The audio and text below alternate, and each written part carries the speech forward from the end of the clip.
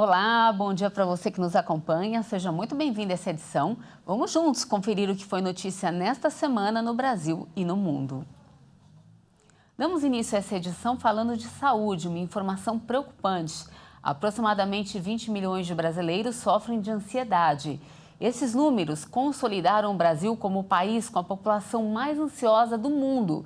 Nos últimos meses, especialistas citaram alguns motivos que explicam o porquê os brasileiros são tão ansiosos. Vamos descobrir. Índice elevado de desemprego, inseguranças quanto ao futuro, pouca qualidade de vida, dificuldades financeiras e falta de segurança pública que fazem com que muitas pessoas saiam de casa com receio de serem assaltadas, são apontados como os principais fatores para os altos números de transtornos de ansiedade em toda a população. Além disso, a maior parte dos brasileiros tem pouco acesso a serviços de saúde mental, na maioria das vezes pelo excesso de trabalho. O uso excessivo de computadores e smartphones também influenciam negativamente nessa questão, já que as redes sociais muitas vezes acabam criando uma série de cobranças nas pessoas, por definir padrões de beleza e estilos de vida. Alguns estudos já comprovaram que quanto maior o uso de telas, como celular, maior o nível de ansiedade. Ainda mais no Brasil, que lidera o ranking dos países com pessoas que mais passam tempo conectadas, uma média de quase 5 horas e meia por dia diante dos seus aparelhos. A pandemia também foi fundamental para o aumento de brasileiros ansiosos, pois além das restrições à capacidade das pessoas de trabalhar, busca de apoio de familiares e vida social ativa, a solidão, medo de se infectar, sofrimento e morte de pessoas próximas foram fatores estressores que levaram à ansiedade e à depressão. A ansiedade é uma doença que deve ser tratada corretamente com médicos e especialistas, para evitar que ela desencadeie outros transtornos mentais, como a depressão, que acomete aproximadamente 300 milhões de pessoas no mundo todo. Bem preocupante, né, gente? Olha, ainda falando de saúde, um estudo realizado por cientistas norte-americanos apontou que o adoçante zero pode aumentar o risco de ataque cardíaco e até de derrame. Por outro lado, um grupo comercial para fabricantes de adoçantes artificiais diz que os resultados de pesquisa desse tipo são contrários há décadas. O estudo mostrou que o adoçante zero leva em sua composição um substituto do açúcar chamado de eritritol, carboidrato encontrado naturalmente em muitas frutas e vegetais e que tem cerca de 70% da doçura do açúcar. Por isso, ele é utilizado para adoçar produtos com baixo teor de açúcar, assim como a estévia. Na grande maioria das vezes, ele é fabricado artificialmente em grandes quantidades e tem menos efeito laxante do que alguns outros álcoois do açúcar. Mas, embora não aumente os níveis de açúcar no sangue, ele tem sido associado à coagulação e até mesmo à morte. Os elevados níveis de eritritol no sangue de pessoas com fatores de risco existentes para doenças cardíacas e diabetes podem levar a um ataque cardíaco e até ao derrame, já que, de acordo com o estudo, o eritritol faz com que as plaquetas sanguíneas coagulem mais facilmente e esses coágulos podem se desprender e viajar para o coração, provocando um ataque cardíaco ou até mesmo para o cérebro, provocando um derrame cerebral. A descoberta foi uma surpresa para os cientistas, que inicialmente não esperavam que o eritritol tivesse relação com problemas cardiovasculares. A comprovação liga um sinal de alerta em todas as pessoas que consomem esse tipo de produto e em toda a indústria produtora.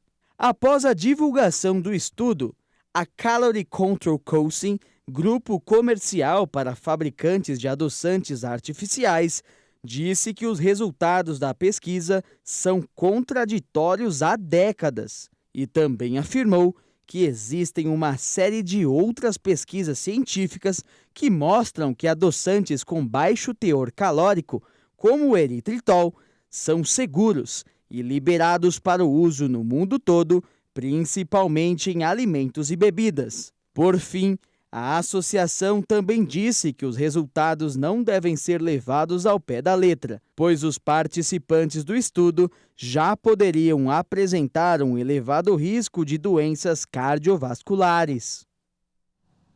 Agora mudamos para a notícia internacional. A Agência Nuclear da ONU ligou o sinal de alerta para o reenriquecimento de urânio no Irã. De acordo com um relatório, foram detectadas partículas do elemento pouco abaixo dos 90%, necessários para a fabricação de uma bomba atômica. Nível próximo ao necessário para uma bomba nuclear. A Agência Internacional de Energia Atômica confirmou a detecção no Irã de partículas de urânio enriquecido a 83,7%, pouco abaixo dos 90% necessários para a fabricação de uma bomba atômica. O documento indica que as partículas foram detectadas em amostras coletadas em janeiro na usina de Fordo. A AIEA pediu esclarecimentos enquanto as conversas continuam para determinar a origem das partículas. O relatório revela reservas de urânio enriquecido, somando mais de 3.700 quilos em 12 de fevereiro, 18 vezes mais que os 202,8 quilos autorizados pelo Acordo de 2015 para limitar as atividades atômicas da República Islâmica. O texto deve ser apresentado na próxima semana na reunião do Conselho de Governadores da Agência Nuclear da ONU. O Irã, que nega qualquer intenção de adquirir uma arma nuclear, indicou em carta à agência que a eventual presença de partículas pode ser devida a flutuações involuntárias durante o processo de enriquecimento. Teherã desmentiu na semana passada ter enriquecido urânio a mais de 60% e garantiu que afirmar o contrário representa uma distorção dos fatos. O Parlamento Europeu ordenou a todos os seus funcionários que apagassem o aplicativo de vídeos TikTok dos dispositivos oficiais de trabalho, por medida de segurança. Outras instituições da União Europeia e países como os Estados Unidos e Canadá também já anunciaram essa medida. A presidente do Parlamento, Roberta Metsola, e o secretário-geral, Alessandro Ciochetti, determinaram que o aplicativo não deve ser usado ou sequer permanecer instalado em dispositivos de funcionários, como celulares ou tablets, a partir de 20 de março. A decisão foi anunciada em uma nota transmitida a cerca de 8.000 funcionários da instituição. Também foi fortemente recomendado que os eurodeputados e suas equipes removam o TikTok dos dispositivos pessoais. A Comissão Europeia, braço executivo do bloco, e o Conselho Europeu, que representa os 27 Estados-membros, ordenaram uma proibição semelhante na quinta-feira passada por razões de segurança cibernética. A empresa matriz do TikTok, a chinesa ByteDance, está sob forte vigilância nos países ocidentais por suspeitas de que as autoridades chinesas possam ter acesso aos dados dos usuários. Em novembro, o TikTok admitiu que alguns funcionários da China poderiam acessar os dados de usuários europeus. A empresa, no entanto, afirma que trabalha para se adequar às rígidas regras de operação dos gigantes digitais no espaço da União Europeia. Agora vamos falar de economia. A taxa média de desemprego no Brasil caiu para 9,3% em 2022, o nível mais baixo dos últimos 7 anos. Segundo o IBGE, as estatísticas comprovam uma recuperação desde a fase da pandemia. E os shopping centers, que foram bastante afetados pelo período de isolamento social, agora registram balanços positivos nesse último ano, o que mostra a retomada do setor. As vendas no setor de shoppings devem crescer 14,6% em 2023 e atingir mais de 219 bilhões, de acordo com a projeção divulgada pela Associação Brasileira de Shopping Centers. Esse resultado representa um novo recorde para o segmento, que vai ultrapassar a marca dos 192 bilhões registradas em 2019, o último ano antes do início da pandemia. A maior rede de shoppings de Santa Catarina vem olhando esses números do crescimento e da consolidação do mercado. Sim, eu acho que o ano de 2023 ele vem complementar o ano de 2022. Acho que o período pós-pandemia, né, já se mostrou em 2021 essa retomada, e 2022 essa consolidação, e 2023 vem reforçar tudo isso. Então o shopping mostrando realmente a força do shopping como centro de consumo, lazer, entretenimento e gastronomia. Acho que 2022, né, todas as grandes companhias estão soltando agora seus balanços. 2022 foi um ano de grande consolidação. Todas as companhias praticamente com recordes de venda, recordes de resultado. e 2023 vai consolidar todo esse movimento, né?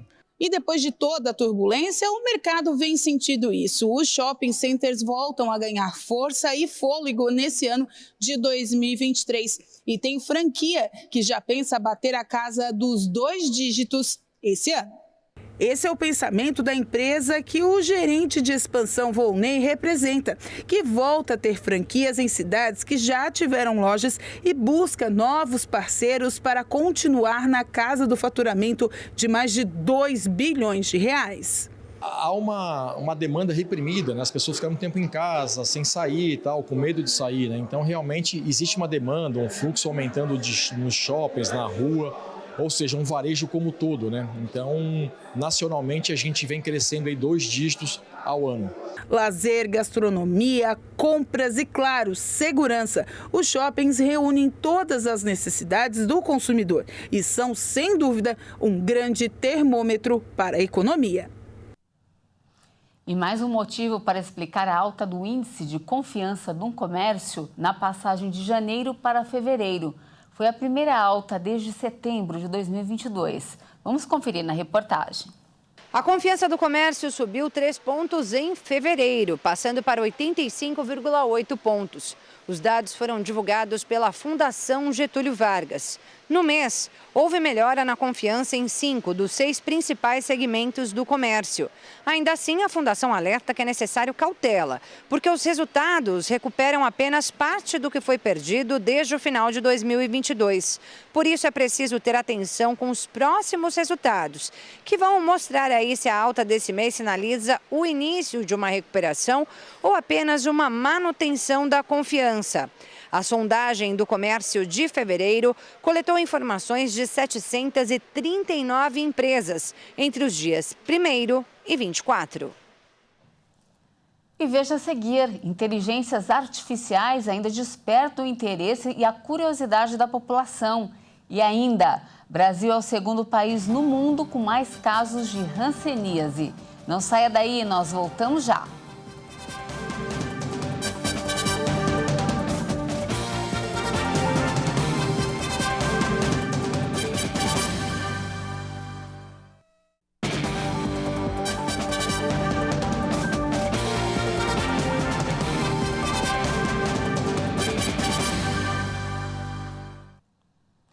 Já estamos de volta falando de tecnologia. Um dos principais assuntos do momento, as inteligências artificiais, ainda despertam o interesse e a curiosidade da população. E alguns cientistas entendem que as ferramentas possam melhorar os diálogos, mas dificilmente elas oferecerão apenas dados verdadeiros para as conversas. Tecnologia, internet e inteligência artificial. Com o aumento exponencial dos avanços tecnológicos, diversas plataformas vêm surgindo e acrescentando ainda mais melhorias para as ferramentas já existentes. O ChatGPT é um exemplo desses lançamentos. No começo, a plataforma de diálogo com uma inteligência artificial causou espanto pela clareza de informações e facilidade. Contudo, suas respostas para alguns temas se tornaram mais superficiais e apresentavam erros básicos como informações e nomes, datas e locais questionados pelo público. Dessa forma, os cientistas estão começando a perceber que esses bots, como são chamados, não podem conversar exatamente como um ser humano, mas muitas vezes parecem. Isso porque, como esses chats aprendem suas habilidades a partir de dados postados na internet por pessoas reais, eles geralmente produzem inverdades ou até mesmo discursos de ódio. Os especialistas ainda discutem se os pontos fortes dessas tecnologias superarão suas falhas e potenciais danos, mas mesmo assim concordam em um ponto: a credibilidade da conversa fictícia continuará a melhorar. E dizem ainda que essas melhorias exponenciais começarão a se estabilizar nos próximos anos, quando os modelos de linguagem chegarem a um ponto em que terão analisado praticamente todos os textos na internet e aí sim um diálogo mais intenso com as máquinas será possível. Por enquanto, as inteligências artificiais não passam de entretenimento para o grande público que utiliza a internet. Mudando de assunto, a Suprema Corte dos Estados Unidos segue analisando uma medida do presidente Joe Biden para cancelar parte da dívida estudantil de universitários. O assunto implica várias questões econômicas e até de alto risco para o presidente democrata. Cerca de 200 manifestantes se reuniram em frente à Suprema Corte dos Estados Unidos para apoiar o plano do presidente Joe Biden de cancelar parte da colossal dívida estudantil no país. Eu tenho uma dívida de empréstimo estudantil que vai estar em $143 mil quando eu me formar em maio. E o plano de Biden para aliviar o empréstimo estudantil vai me ajudar muito, porque venho de uma família de baixa renda e estou fora do meu estado. Então poder ter essa oportunidade definitivamente vai me ajudar a crescer e prosperar no futuro. No final de agosto, o presidente Biden anunciou que perdoaria $10 mil para quem ganha menos de $125 mil por ano e $20 mil para ex-alunos. Como era de se esperar, não faltaram candidatos. A Casa Branca registra 26 milhões de pedidos, mas a Justiça bloqueou a aplicação. Quase 43 milhões de americanos têm empréstimos estudantis federais, que totalizam $1,6 trilhão para pagar, cerca de 8,3 trilhões de reais. A sentença está prevista para ser anunciada em 30 de junho. E uma informação preocupante sobre o meio ambiente. Cientistas americanos informaram que o gelo marinho da Antártida diminuiu nas últimas semanas e atingiu sua menor extensão em 45 anos. O Centro Nacional de Dados de Gelo e Neve, da Universidade de Colorado, informou que o gelo marinho antártico diminuiu para 1,79 milhão de quilômetros quadrados em 21 de fevereiro. Essa área superou em 136 mil quilômetros quadrados o mínimo histórico anterior, registrado em 2022. Cientistas do centro destacaram que o dado é preliminar, já que ainda pode ocorrer um novo degelo no fim da estação. Um número definitivo sobre a extensão do gelo na Antártida vai ser divulgado em março. A plataforma de gelo, uma geleira espessa de água doce que recobre a Antártida, é objeto de atenção especial de parte dos cientistas, pois contém água suficiente para provocar, se derreter, um aumento catastrófico do nível dos oceanos. O degelo marinho é problemático porque ajuda a acelerar o aquecimento global. Quando o gelo marinho, que reflete de volta para o espaço até 90% da energia solar, é substituído por um mar escuro e descongelado, a água absorve um percentual parecido de calor do Sol. E antes de encerrar, voltamos a falar de saúde. Dados do Ministério da Pasta mostraram que o Brasil é o segundo país no mundo com mais casos de hanseníase. A doença de difícil diagnóstico teve quase 15 mil casos registrados no país só no ano passado. Vamos conferir na reportagem da Bruna de Jaime. Falar, tossir, espirrar. Quantas doenças são transmitidas dessa forma? Durante a pandemia, muito se aprendeu sobre os cuidados que devemos ter com a nossa saúde e higiene. Mas uma doença com um diagnóstico difícil de ser feito apresentou um aumento significante: a hanseníase. A hanseníase é uma doença infecciosa, tá? Ela é causada por uma bactéria, tá? E o que acontece? Felizmente, ela é uma doença que a transmissão dela é muito baixa. O que é isso? O que quer dizer isso? Que as pessoas têm que estar em contato contínuo por muito tempo, por várias e várias vezes, coisa de meses ou até anos, para que uma pessoa passe para outra. O Brasil possui a maior carga de hanseníase na América Latina. No mundo, ocupa o segundo lugar no ranking de detecções da doença, ficando atrás apenas da Índia. Dados do Ministério da Saúde apontam que Brasil, Indonésia e Índia detêm 75% do número de casos globais. Os sintomas da doença não são tão evidentes e muitas vezes o diagnóstico é feito de forma tardia, quando esses sintomas já estão avançados. O primeiro sintoma, que é o mais clássico, quando tem a hanseníase, né, o quadro inicial é uma mancha no corpo, geralmente uma lesão única, podem ter outras, mas geralmente uma lesão, uma mancha no corpo, que a pessoa perde a sensibilidade. Isso é o clássico característico da hanseníase.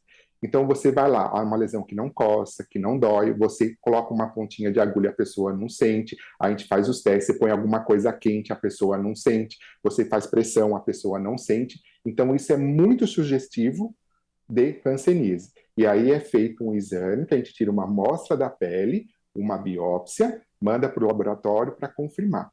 Em alguns casos, eles podem aparecer poucos meses após a contaminação. E em outros podem demorar até 20 anos. Se não for tratada logo, as alterações físicas podem ser irreversíveis. O tratamento é feito com antibióticos e pode levar de 6 meses a 1 ano. O tratamento já é possível, totalmente grátis, feito só pela rede pública. Você não consegue comprar medicação por mais que você queira. Ela é dada e funciona direitinho pelo SUS. A novidade é que, recentemente, o Ministério da Saúde fez a inclusão de novos testes laboratoriais complementares ao diagnóstico da hanseníase. Entre eles, um teste rápido no Sistema Público de Saúde. No Brasil, a Estratégia Nacional para o Enfrentamento da Hanseníase estabelece metas até 2030 para interromper a cadeia de transmissão, reduzindo o número de novos casos e dos diagnósticos tardios em que há alto grau de incapacidade física. Um dos objetivos também é propor ações para combater o estigma e a discriminação contra esses pacientes que, se estão em tratamento, deixam de transmitir a doença. Por enquanto é isso, essa edição fica por aqui. Agradeço demais a sua companhia. Um ótimo fim de semana para você e a gente se vê na segunda. Até mais!